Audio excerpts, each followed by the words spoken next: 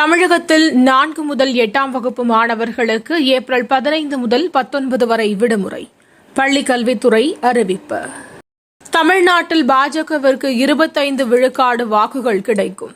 பாஜக மாநில தலைவர் அண்ணாமலை நம்பிக்கை. பிரதமர் மோடிக்கு வேட்டு வைக்கும் தேர்தல் இது. உதயநிதி ஸ்டாலின் பரப்புரை. தமிழக உரிமைகளை பறித்தவர் மோடி.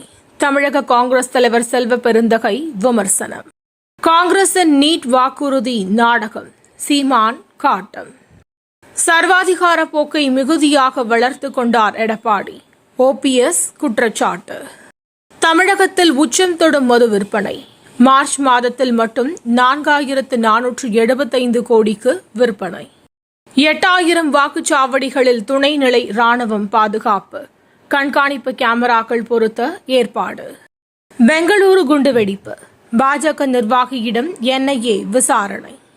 பல ஆண்டுகளாக செய்யப்படாத பணிகளை கடந்த 10 ஆண்டுகளில் பாஜக அரசு செய்துள்ளது. பிரதமர் மோடி பேச்சு. இந்த தேர்தலில் பிரதமர் மோடியை வீழ்த்தி காட்டுவோம். ராகுல் காந்தி சூளுரை. பெண்களுக்கு ஒரே வேலை ஒரே ஊதியம் அமல்படுத்தப்படும். காங்கிரஸ் வாக்குறுதி. அமைதியை சீர்குலைக்க முயற்சிக்கும் பயங்கரவாதிகளுக்கு தக்க பதிலடி கொடுக்கப்படும். அமைச்சர் ராஜ்நாத் சிங் எச்சரிக்கை. தேர்தலை நடத்துவது குறித்து ஐநா எங்களுக்கு சொல்ல தேவையில்லை. மத்திய அமைச்சர் ஜெய்சங்கர் காட்டம். இன்றைய IPL போட்டி. ராஜஸ்தான் பெங்களூரு அணிகள் மோதல்.